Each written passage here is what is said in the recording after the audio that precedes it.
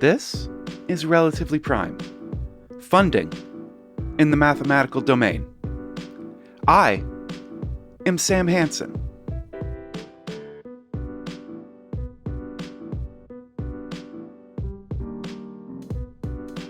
Hello, everyone. It is your host, Sam Hansen, and I am back with a new series in Relatively Prime that we are going to be calling Seminars.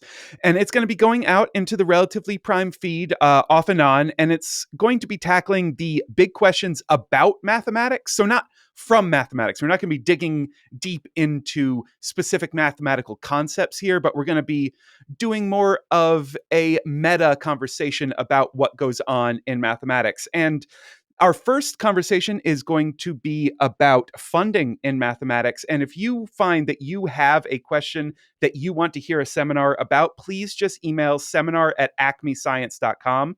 That's seminar@acmescience.com. And it will be up for a potential seminar in the future.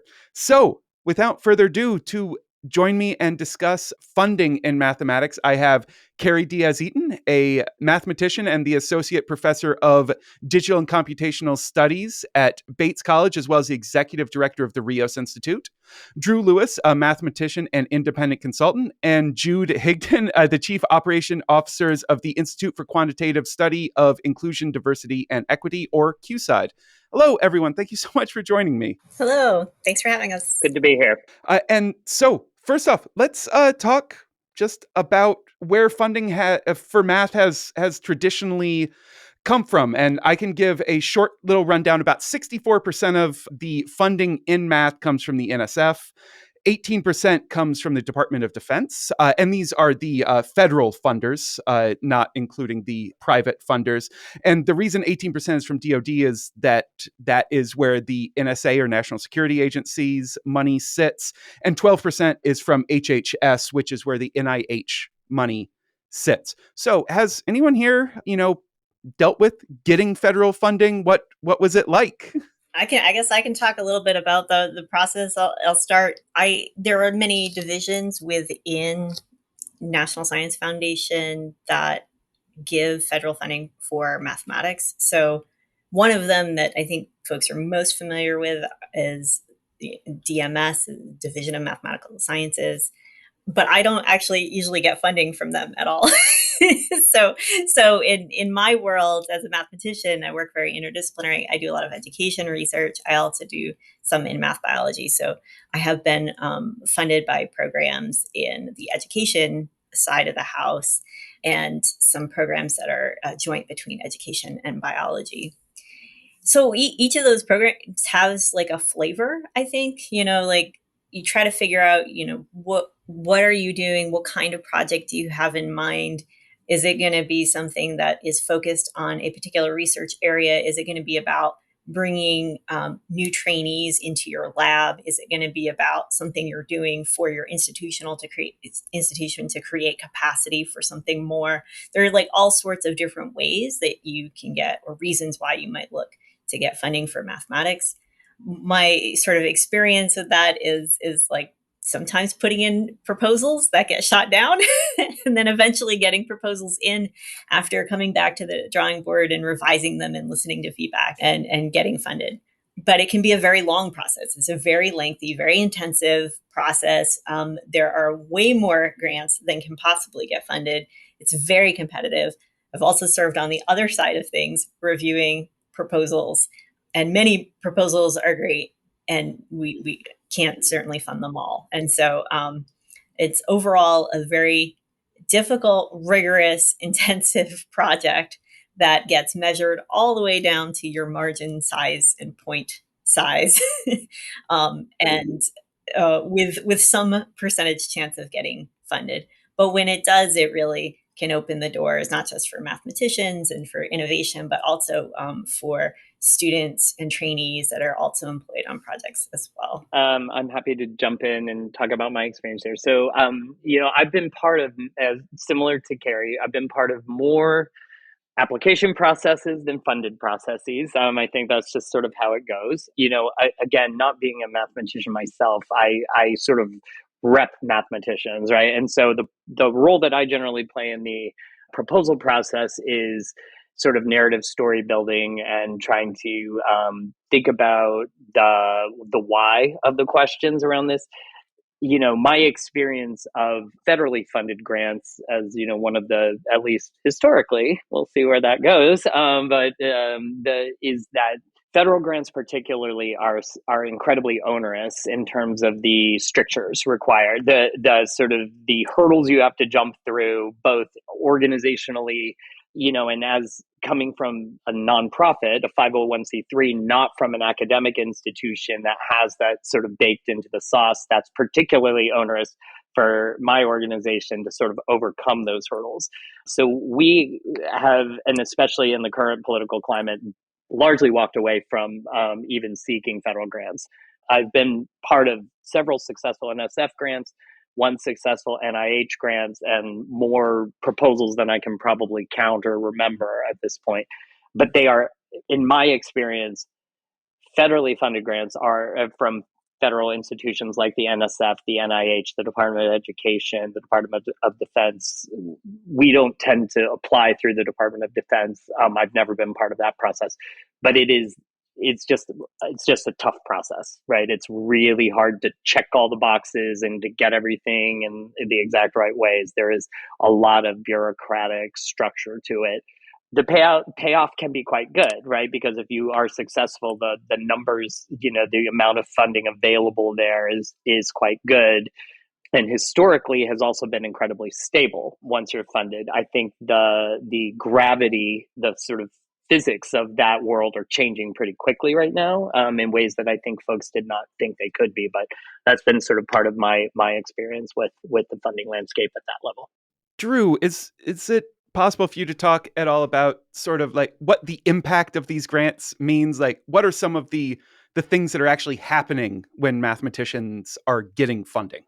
And I'll tell Drew to also talk about the institutes, because I feel like that's a different kind of beast. Like, we're getting federal funding by proxy. Yeah, right? so the NSF funds all kinds of different things in math. So one thing that most mathematicians are maybe most familiar with is the standard grants through DMS, the Division of Mathematical Sciences, which will directly fund mathematics research. So salary support and travel support for collaborations, right? For mathematicians to do math research, proving theorems, collaborating with others.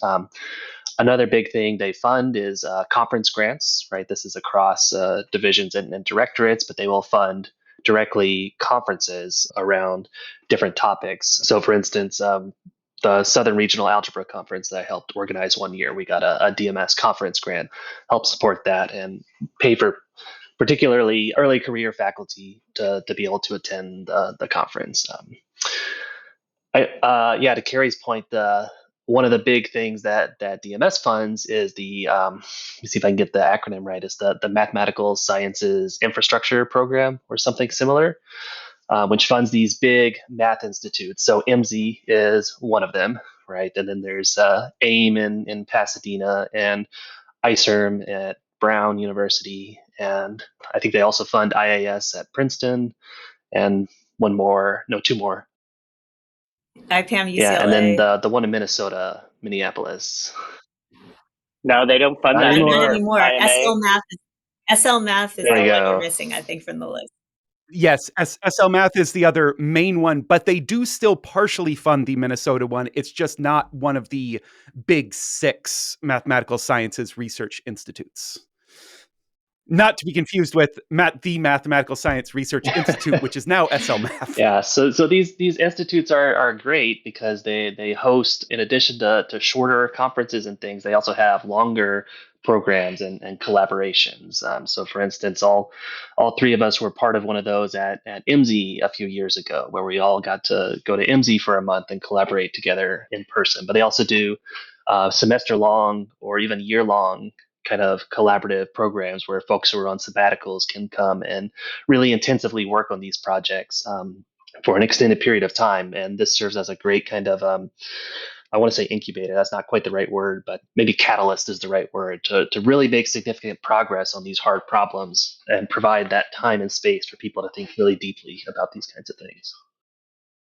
And Jude, you mentioned QSide probably moving a little bit away from federal funding right now. So could you talk a little bit about what the sort of other options are? Because there are private funders. Simons is the big one that pops into my head, but I mean Kavli and some of the others also do provide funding. So what's sort of different when you exit the federal and go to the private funders?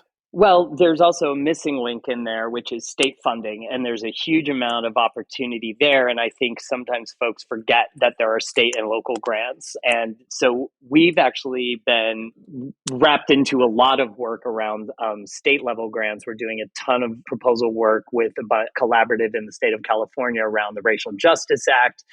And around some of that work that's coming out of the state. And then we've also got a proposal in with the state of Pennsylvania. So that's something that I do think a lot of folks don't even think about, right? Is the state level grants. And the hurdles that I mentioned earlier being so onerous are much lower in those spaces. So that's something to think about.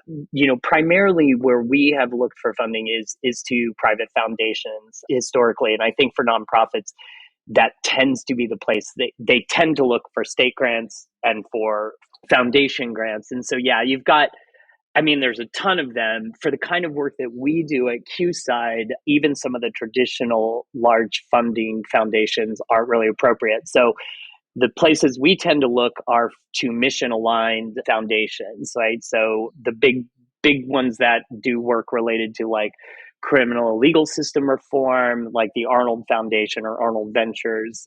We've been funded pretty significantly historically from the Walmart Foundation. We've had funding from the Bloomberg Foundation. And I would say the difference, in my experience, between those kinds of funding is that my experience is that the foundation grants tend to be a lot more relationship driven. Like, I sort of was invited into the Walmart Foundation Criminal Justice Reform Network, where I participated and sort of got brought in to do some consulting in QSide for smaller scale things for 2 years before we were sort of considered ready to be eligible to sort of be actually an independently funded organization from the foundation. That's not everyone's experience, but I do think that it is very relationship driven and sort of understanding the portfolio of the foundation and their theory of change. Like, they tend to have a kind of a philosophy around the kind of work that they want to see done. And that can be scientific in nature, or it can be supported in our case by data science, tools and techniques. But it's just a different mission, right? It's a different way of thinking about funding, thinking about cultivating relationships around that in those spaces. So that's been my experience. And I know Carrie also has a lot of experience in the foundation space. So I'd love to hear if anything I said rings true with her. Yeah, no, 100%. I think you kind of get engaged in a process, and instead of the whole time you being like, I'm putting in all this work and I'm not sure if it's going anywhere, that certainty increases as the relationship builds. So at some point you decide, hey, like, I think we should keep in each other's circles, but I don't think we're quite aligned at this moment. Or you just continue building that relationship and that funding, and then you have a pretty good relationship, and that can get leveraged long term. But there are some foundations that still operate in a more like NSFE kind of way. Like, there are some that do have just open calls and lots of proposals and panel reviews as well, and are highly competitive. But I think the ones I have really actually very much enjoyed sort of making a relationship with my program officer at the Hewlett Foundation, and they operate with a philosophy that's very different from accounting for federal funds, which the back end of how you get your money and how it's dispersed and accounted for is very specific with federal funding. And there are some movements within philanthropy that are more relational and trust-based that say, we will give you some money for general operating costs. And we know that you're going to use this money the way you need to use it when the time is called. So from my perspective, in this moment, it helps me to be able to quickly pivot my organization's actions based on what's going on in the world in a way that might be very difficult under another funding source. Well, if any foundation program officers are listening and you think that it's mission aligned for you to help spread mathematical stories, I am always looking for money. So one thing I do want to talk a little bit about is, I mean, there's this perception of mathematics, specifically theoretical mathematics, that it is one of those areas that's really nice because all you need is a writing utensil and something to write on, and probably some books to read. And while I'm enough of a mathematician to know that that is not true, it is fundamentally different than some of the physical sciences or things like that, where you say you are in physics, you're in high energy physics, you need a collider. And that is not something that you can do easily. And math can be a little bit easier to do without all those extra things. So I was digging into how different areas are funded federally. I chose federally because it's just a lot easier to get the numbers than to look at foundations. And so, as I said before, math gets 64% from the National Science Foundation, whereas across all of the science and engineering, medical, technology, the STEM fields, the average is 27% from the NSF. So you can already see that math is getting more from the NSF than a lot of other fields. There are social sciences and psychology get about 68%. Biology, but only basic biological research, so not applied biological research. So we're not including, say, medical fields in this, get 69%. And computer science, again, just basic computer science, so theoretical computer science, gets 83%. But that's also a very small amount of the computer science research that happens. And then looking at the total like dollar amounts, and I found this wonderful breakdown that the NSF published, and this is across the whole federal government. We give about, at least last year, we get there was about $45 billion worth of funding. So we're not talking about a small amount of funding, but in comparison with the federal budget, we're talking about a very small amount of money, because that's in the trillions of dollars. So we're talking orders of magnitude.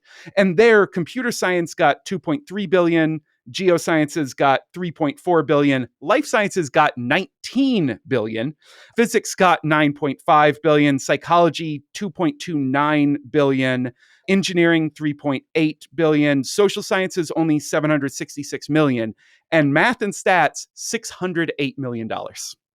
So there is another thing for other, which was 3.7 billion, but these are going to be smaller fields, which will get less money than math. So math is, of all of the large fields, the least amount of money. Is anyone surprised?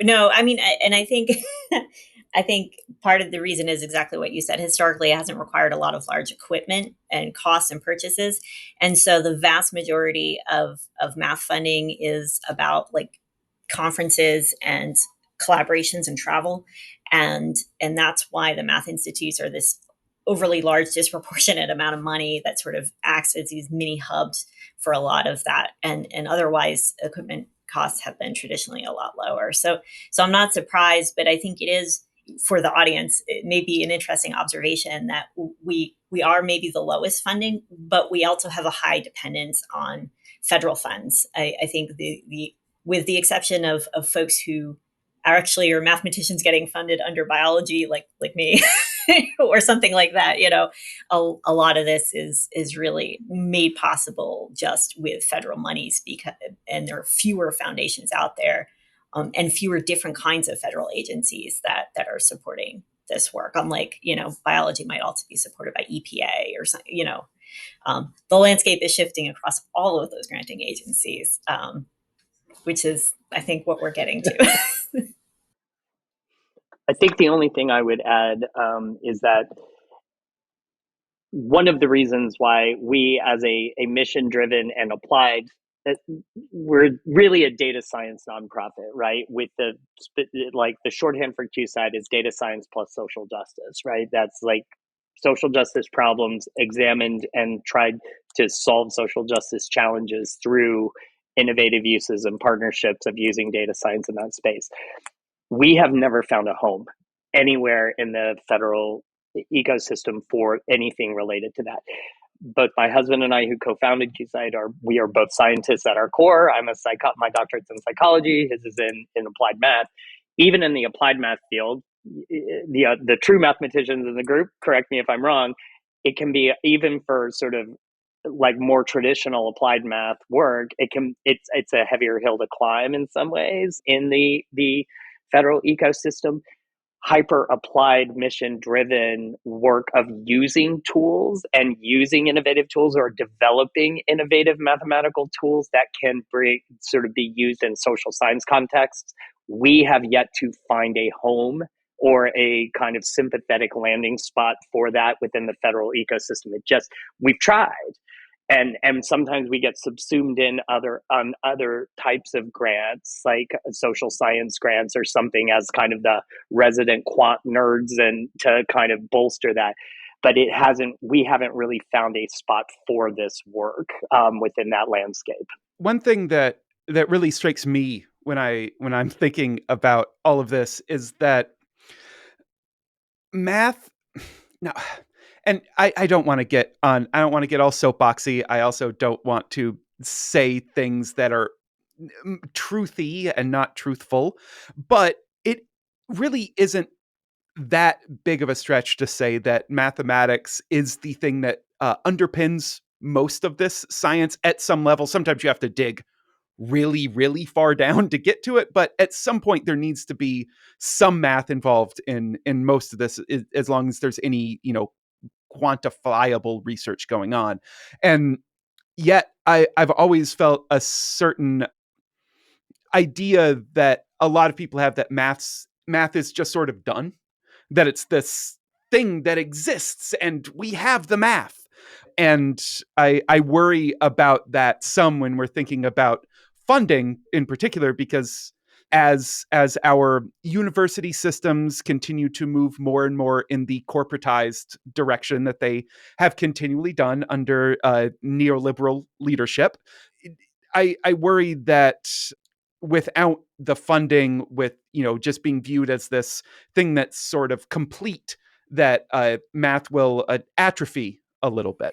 So let me put a slightly different thing on it. I mean, I think that's certainly something that students are taught in the classroom, is like, here are the rules, apply the rules. Like, math, this is the way it's been for 200 years in calculus. That is certainly a thing we're teaching students actively. Whether or not we should do that is maybe a different podcast.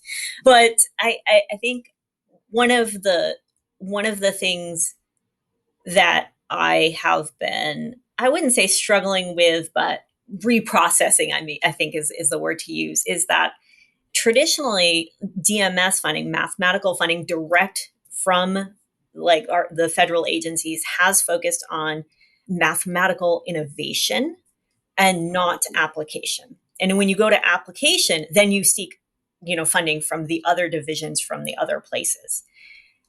While this is great for mathematical development, I think it is part of how we have not cultivated the relationship we need to have with our ultimate program officers, which are the public.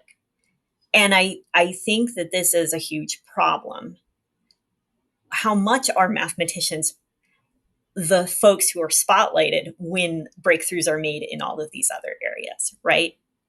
If you're not supporting the applied work, the work that's in the community, because it's not innovation in a traditional sense, and is more about synthesis and border crossing from the ivory tower to the public and to the community, all of a sudden now you've missed this whole opportunity to tell people or engage people, like, with the joy of, and the excitement and the innovations and the insights and the power that you get from these techniques, right?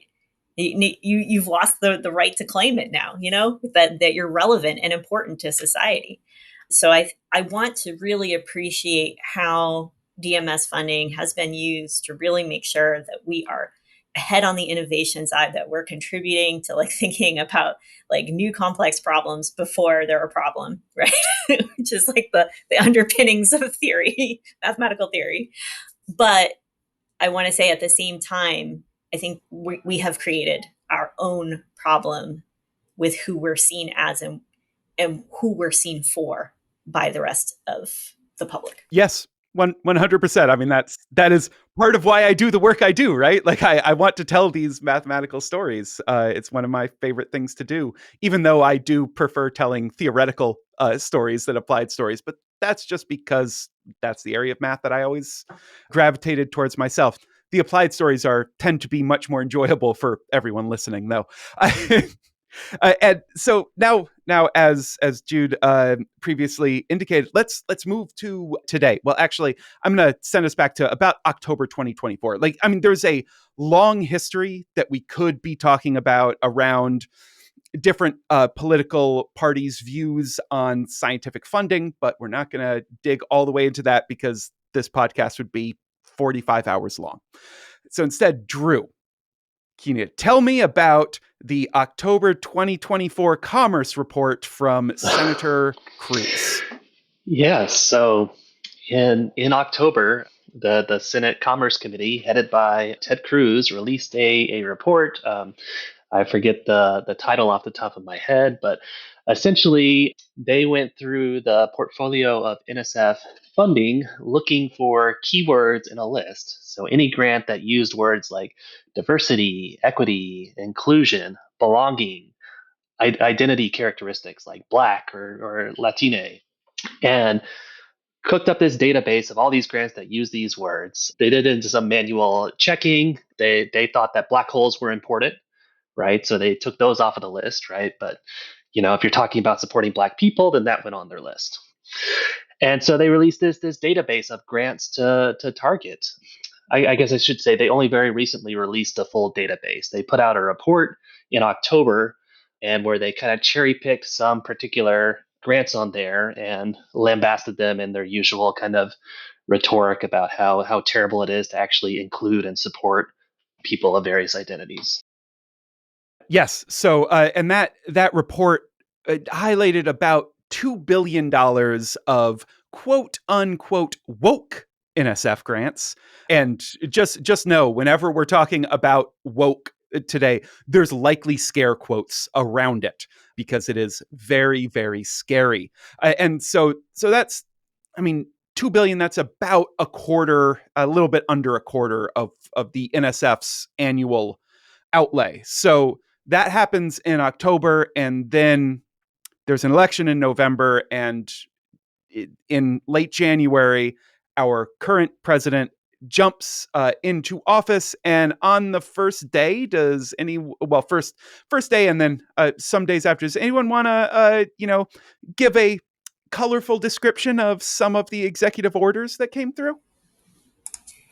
Sorry, I was just flipping to another page I had with this like gorgeous timeline. I wish you could see like how beautiful it is. So it had this timeline of events. And January 20th to 24th, executive orders targeting federal spending, workforce, DEI, et cetera, are issued. And so it's nice because it has the whole layout of all, well, nice, tragic, whichever the correct word is to use. And January 27th was the memo directing federal funding pauses. So there were kind of these waves. Either the executive orders that were like, you gotta stop spending. We're gonna start cutting people, and we're going to like do the Ted Cruz like anti-DEI on everything, contractors spending on DEI, et cetera. And then separately from that, but only a little bit later, they were going to operationalize all of this through these like reviews of every single grant they've given, of every federal funding agency, et cetera. And in order to do that, they were saying, don't spend any money at all. And I think folks probably have heard, a lot, like USAID was like one of the agencies that got a lot of play in our academic world, the pauses of NSF and of NIH and all of these others. Then almost immediately there were legal challenges, and within 2 days, the memo was rescinded. But at the same time that memo was rescinded, they were still freezing the funding. So there was even more. And the press secretary literally said, "No, we're still freezing the funding," like at a press conference. Exactly. And so they were like, yeah, we're not going to pay attention to this, which, so there were more judges being like, no, you can't. Like you cannot freeze. And we're talking about folks who just, different institutions and funding agencies also like interpreted these memos very, very differently and had different ways of operating. There was a variety of responses. Some were like business as usual, let's play it out in the courts. Some were like freaking out and they were like, stop using all your grants. And some of those institutions had real on the ground impacts immediately. Like folks were fired. Folks were like, you lost your job today because we're getting reviewed. We were on the Ted Cruz list or whatever. And some grants, for example, DOE grants have been straight out canceled. So let's say you had a grant that was supposed to last 3 more years. Too bad, it's done. Like there have been ones like that. NSF has been differently impacted. So as far as I'm aware, so far, folks have not been able to renew grants, and grants that were going to end have been denied the ability to ask for a no-cost extension. But grants that have been promised up to a particular point have not yet been canceled. I'm saying yet been canceled because I feel like they were trying, but yeah, it has been kind of halted. So this kind of spans everything. And I think one of the difficult parts is the DEI attack was maybe one of the first waves. And then there was the freezing on grants. And then there was the firing of staff and now more staff firing and budget cut allotments. So I worry a little bit that by focusing on the funding and the freezes that we're all like, we forget to talk about the DEI part as well. Like, is there a list of words that you're not allowed to say? And also, question the legality of that core, because at least for NSF, where math is highly, we've established math is highly dependent on. For anybody who's reviewed, it's 2 criteria: intellectual merit and broadening participation that are legislated by Congress. So when you throw out DEI, when you throw out specific actions that are meant to make sure that we are competitive because everyone who wants to have a STEM career can have a STEM career, and that's done through DEI actions, right?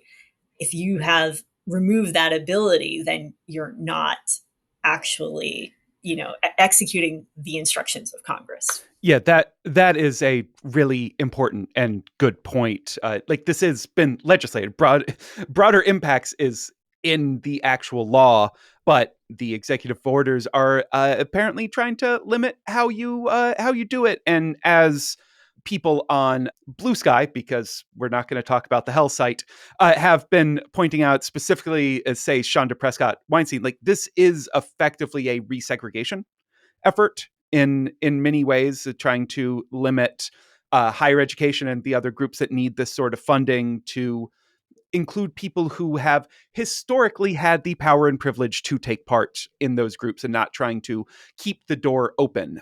I do want to talk a little bit about that list of words. So the list of words that were being searched for was actually gathered and shared by Michael Harris, who is a mathematician who has a newsletter called The Silicon Reckoner, talking about mathematics and artificial intelligence and machine learning, but also has been covering some of this topic as well. And the other mathematicians here, I would love to hear from y'all what it means if mathematicians are not allowed to use words like inclusion, inequalities, some things like polarization.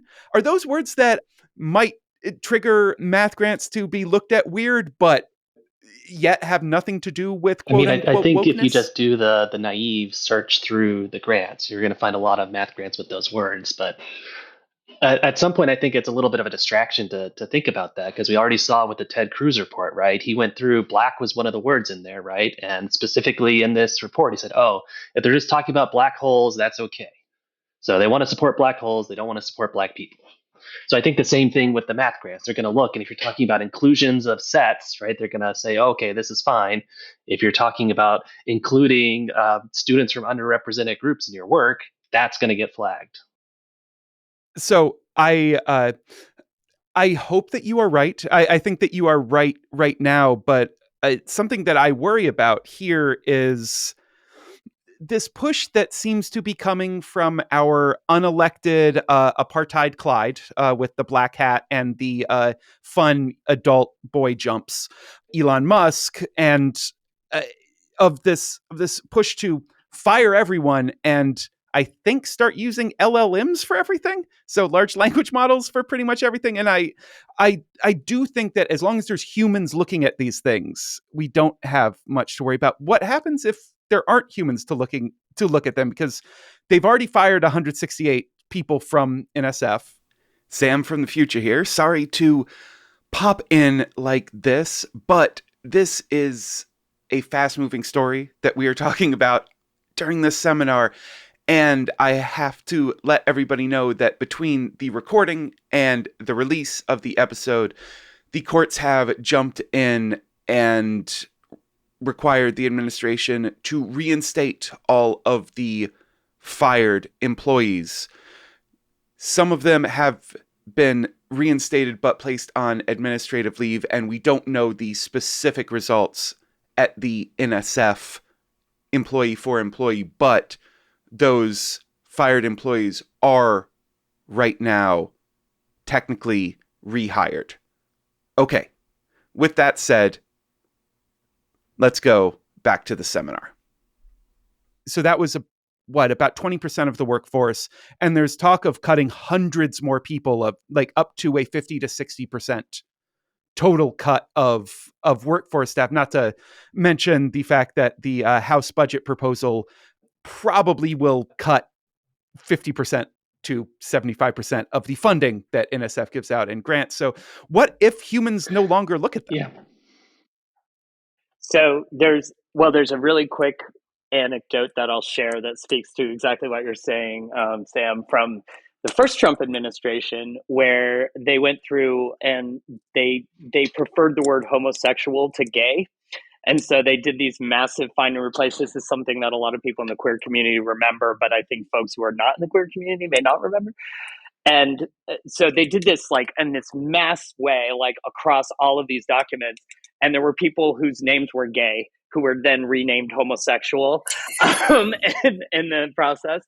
And I think that we even with the human cognitive component to it, I think that's just illustrative of the problem. So I want to quibble with one thing you said, that even if it is the former and not the latter, it is still deeply problematic and troubling. I don't think like we're safe.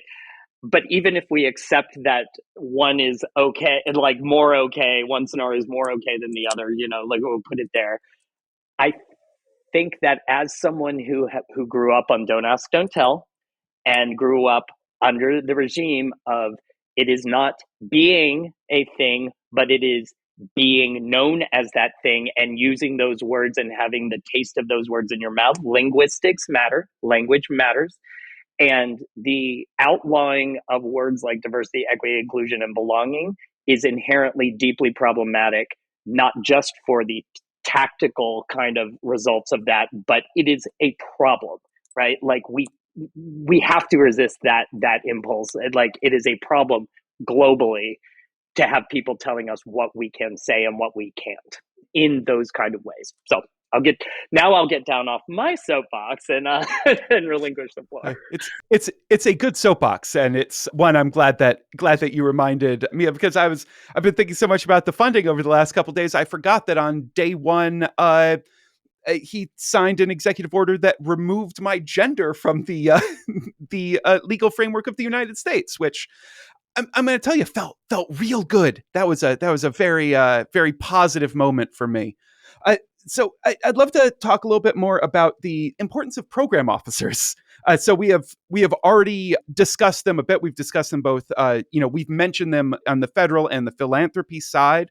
So for those of you who've dealt with them, what is the importance of a program officer? Like, what does it mean that we might lose? I think it's really going to impact the quality of the funded projects we see.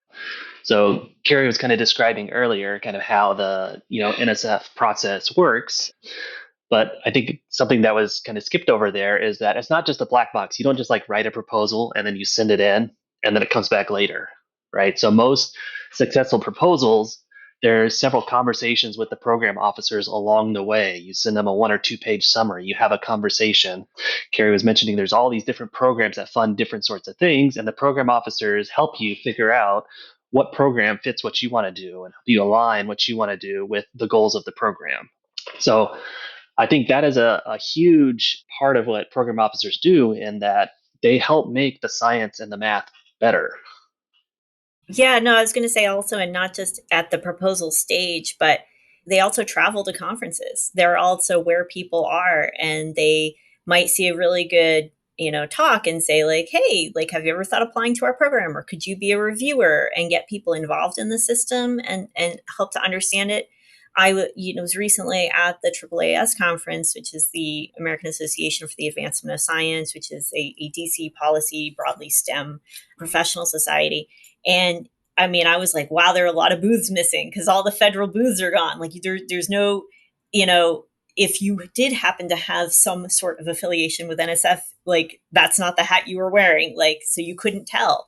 I noticed that deeply the absence of all sorts of federal agencies missing, the agencies that could be talking to students about, hey, like, here are some options for funding graduate school, or might be talking to faculty about, hey, did you know that we have this new program in, I don't know, teaching AI and mathematics courses? I don't know, but like whatever the thing is, they just I weren't think it's there interesting. anymore.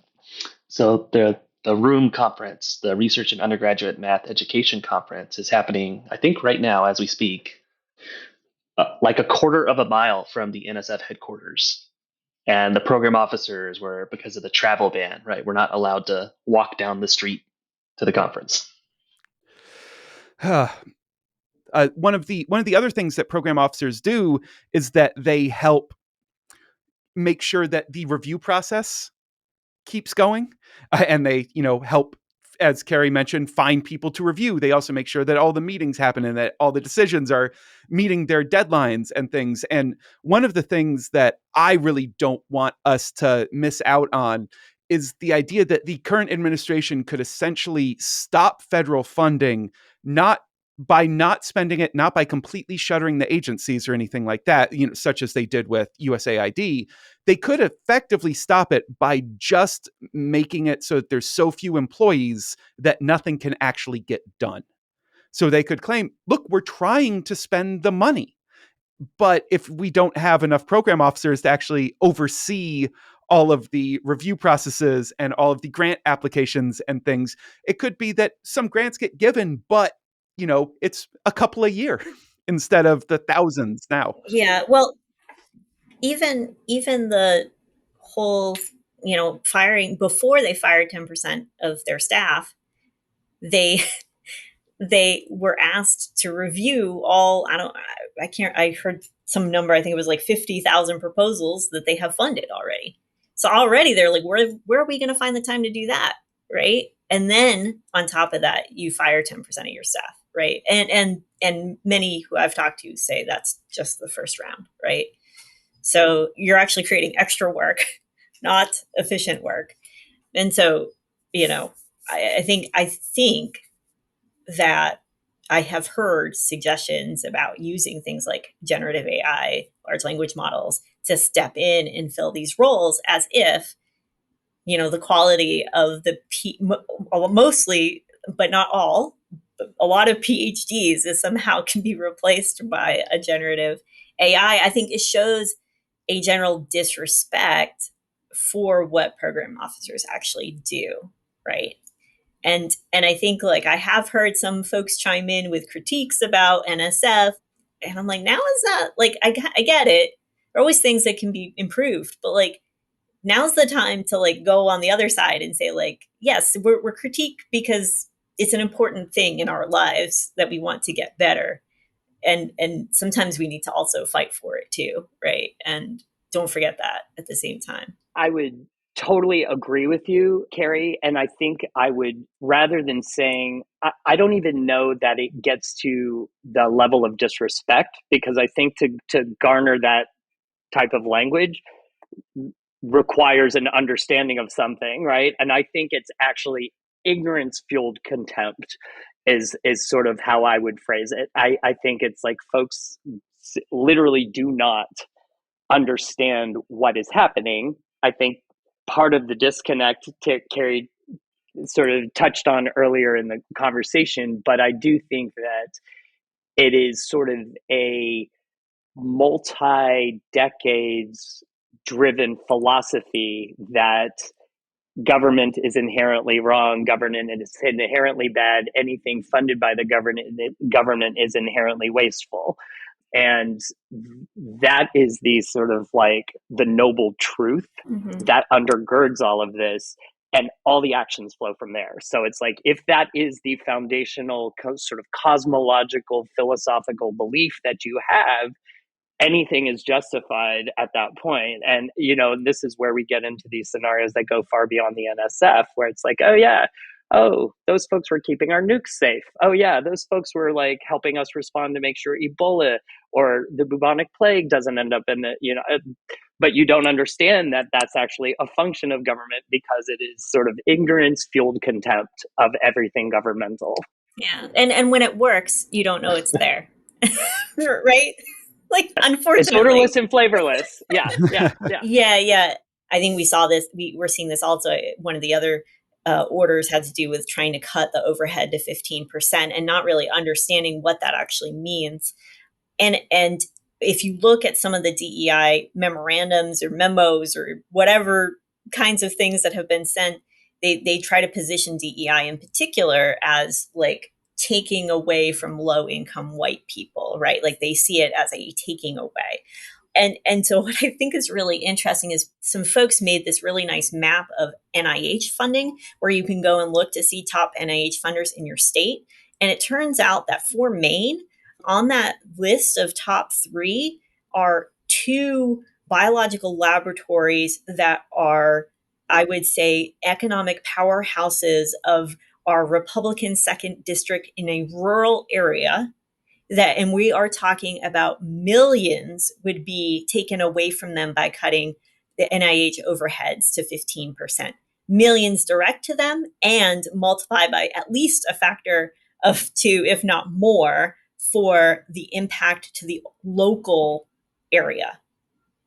And we're talking about jobs in what is like sometimes a touristy area that are year round and are really hard to come by. This would be devastating for rural, low-income communities. The same thing with DEI directly. One of the things when I was an external visitor, which is like an evaluator for a division program for IUCE, one of the things we recommended was to invest in EPSCoR states. These are rural, low-funded states, exactly the kind of demographics that I think they are thinking are being left behind. And so I think, you know, we need to spend a little bit of time talking about how these things are going to directly impact and take away from everyone as well. So while the NSF money seems to still be flowing, mostly, there's probably some one-offs that we don't know about, but seems to mostly be flowing. There are cases where it is already having direct impact. And one of those is on the research experience for undergraduates area, which is something that, as far as I know, actually started in mathematics. Is definitely something that's very strong in mathematics. And these are summer programs that undergraduate students get to go to and experience, like doing mathematical research, which is, and I will say this from my personal experience, not something that I knew anything about until after I had already been in grad school for a while.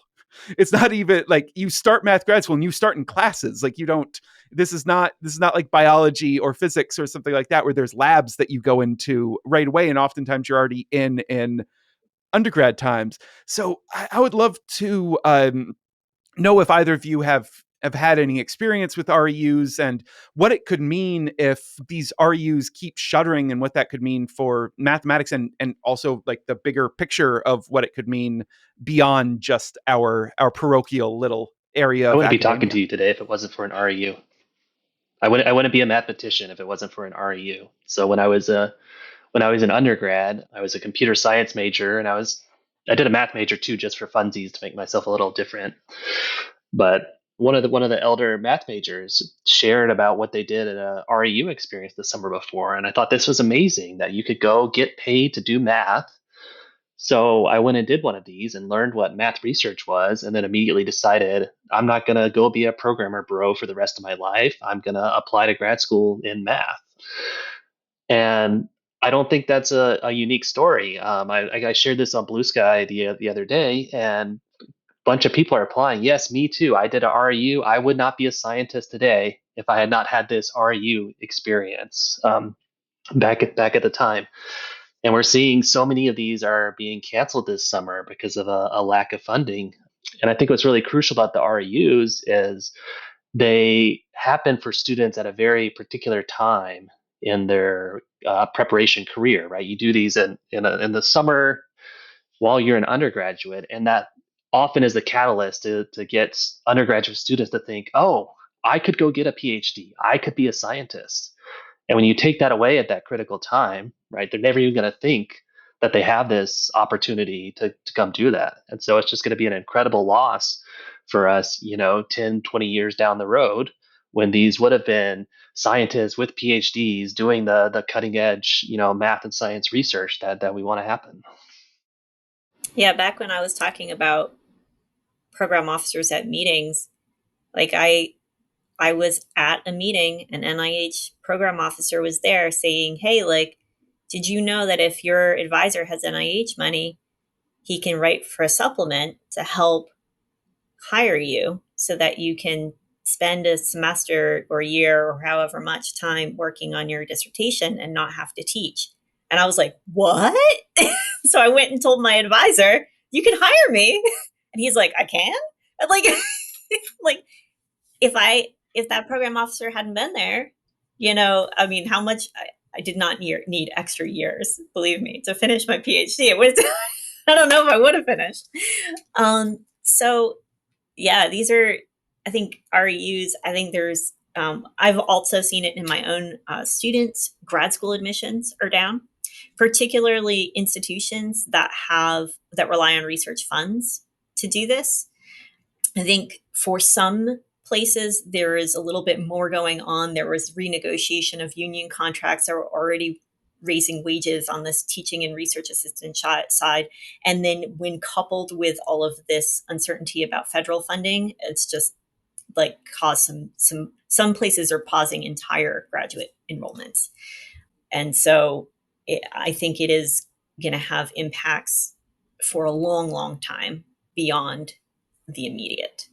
And what I will say is that even though we are talking primarily about federal funding, the private sector has not remained unscathed. So in my community working in inclusive STEM education, it was a huge shock when the Howard Hughes Medical Institute's education foundation side of the operations, because they have a research side and they have an outreach granting agency for education, terminated its HHMI, i.e., Inclusive Excellence funding.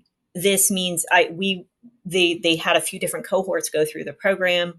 Cohort 1 has already been done. I'm in cohort 2. Our funding was in extension and is final, so we were told, use up your money, no final report, that's it. The next group after us was IE3. They still had active awards ongoing that were closed immediately. And again, had staff working, trying to make sure that, students had good advisors, or there was professional development for faculty, or whatever else. They had real jobs and didn't have them the next day. And we're talking about a private funding agency that halted its programs. Science coverage seems to suggest that this had to do with executive orders targeting the threat of removing nonprofit status to foundations that funded DEI work. I also imagine that because HHMI does both science work and has a foundations arm, this is me guessing. This is, but I think also was probably influenced by the instability of the biomedical funding landscape as well.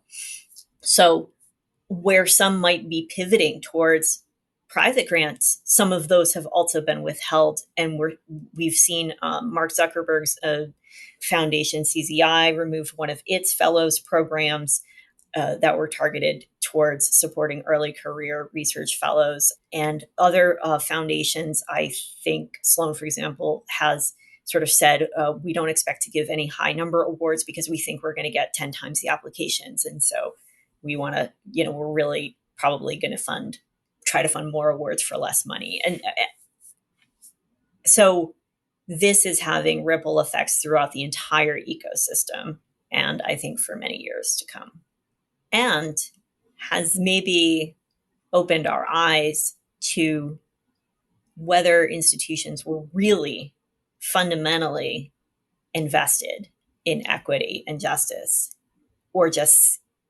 throwing money at it.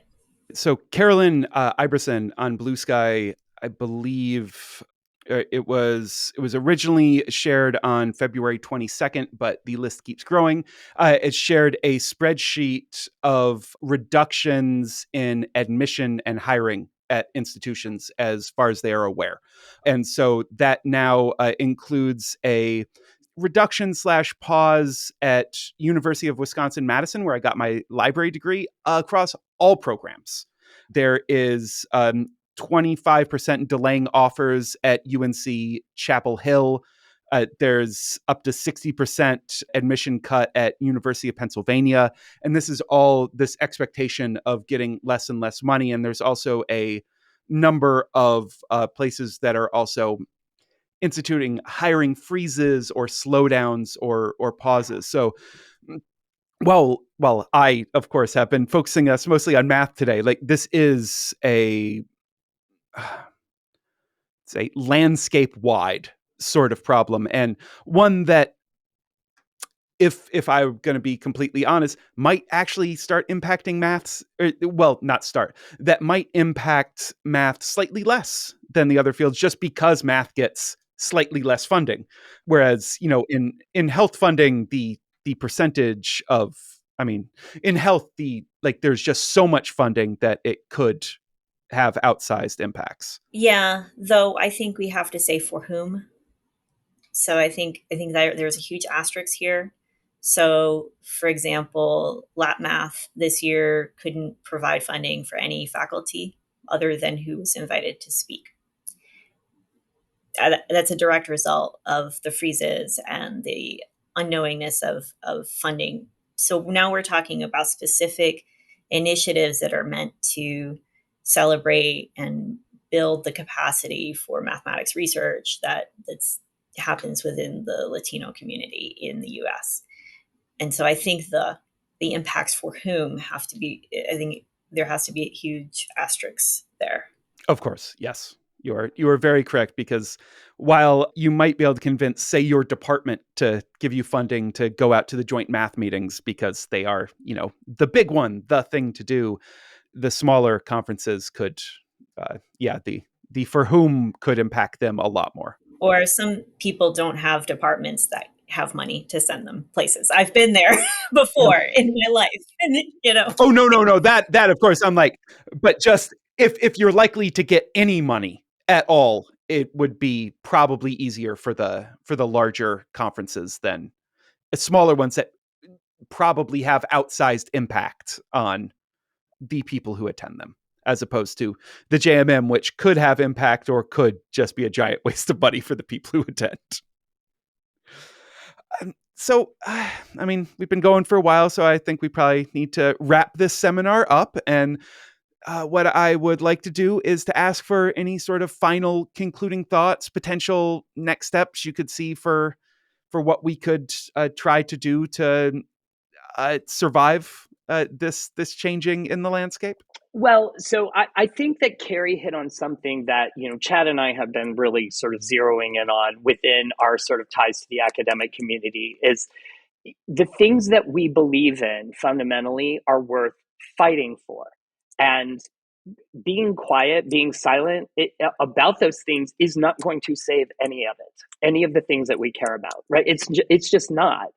And I will tell you that my personal posture on this is, yes, everyone has to sort of find their path here, and I'm not trying to finger wag at anyone, right? It is a weird moment, and gravity feels upside down right now. Everything is upturned.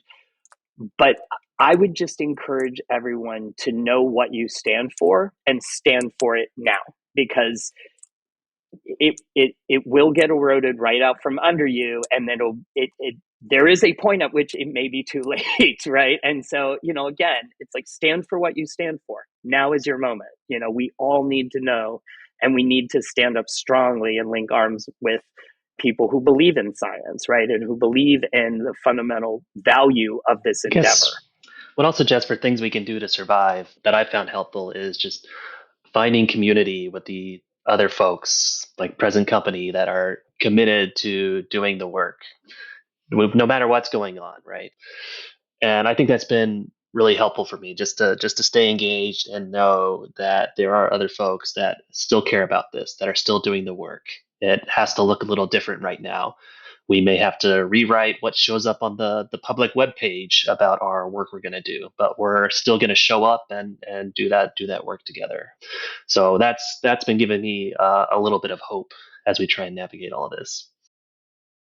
Yeah, I'm going to plus one what Drew said in terms of community. I think not being alone in this, having many community eyes in on this and giving updates. And I can speak about, our RIOS community or the data science for social justice community, but also the Blue Sky community, like coming in at a big time where Twitter used to be that place where I think it was happening, and to have Blue Sky be there has been huge.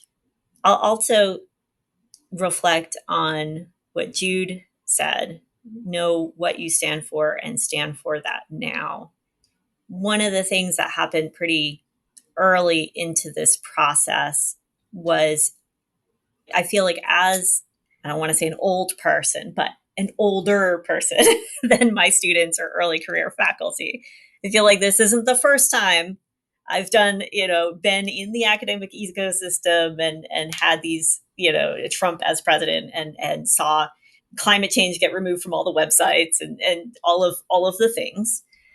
And I kind of went back. I know there's a lot of differences between what's going on today and what happened then in a lot of ways, but I had done this really interesting study a few years back where I had looked at DEI language in a journal archive of educational lesson plans and looked at how that journal language changed over time. And one of the predominant narratives that's been given around our attitudes towards DEI is that we've had this shift in 2020, and then people started paying attention. And so I feel like if I were to look at archives of published lesson plans post 2020, I would see this sort of signal of increased DEI language. In fact, what I noticed was earlier. And I had, based on the timeline of submission and review and everything, this was actually happening closer. The submissions were happening closer to 2018, 2019. And so I had thought about, okay, well, what's happening in 2018? Like, what's going on? NSF, released its Includes program, which was focused on inclusion. There was like some real funding, activities and spotlights on because of that Includes program. It was such a big launch. It wasn't the only thing that was happening, but it was a thing. And that's kind of, when I had done that study, that's kind of where I had landed. Like, okay, like, there was a lot of enthusiasm. We had a lot of real finally some investment in that area. And then we got some good research and professional development. And then this shift happened. I've been thinking about it a lot differently. I've been thinking about who I was as an educator and where my sociopolitical turn was. And I think that I doubled down on that commitment right after the 2016 election. I think the result, the investments, what we saw happening at the level of NSF and all of these other things were not things of 2018. They were reactions from a community to what was happening in 2016 and 2017. And we activated. We had the Women's March, we had March for Science, we fought our federal cuts, we stood up. And I think many of us ground down and recommitted to a new vision of what this future could be. And so when I landed on that narrative, I started seeing that this is a place of opportunity also for us to do something even better and remake this even better than it was before. Well, don't think we're going to get any better closing than that. So I want to thank Jude, Drew, and Carrie so much for joining me. Thank you for taking part in this seminar. Thank you. It's been a pleasure. Thanks so much, Sam. And that is all the time we have for this Relatively Prime seminar. I want to thank Carrie, Drew, and Jude once again for joining me to talk about funding. And if you want to know more about the work that they do, which is amazing and super cool, make sure to head on over to relprime.com, where you can find links to their work as well as to a lot of news stories that are connected to the important topics that we covered today. Beyond that, I'm just so happy to be back. And if you have any ideas for seminars or math stories that we should cover on Relatively Prime, please send me an email, sam@acmescience.com. That is my personal email address. I will definitely get it. So, without further ado, I would like to thank Lowercase N. You can find them at lowercasен.bandcamp.com for our music. And thank you so much for listening. I hope you have a matherific week, y'all.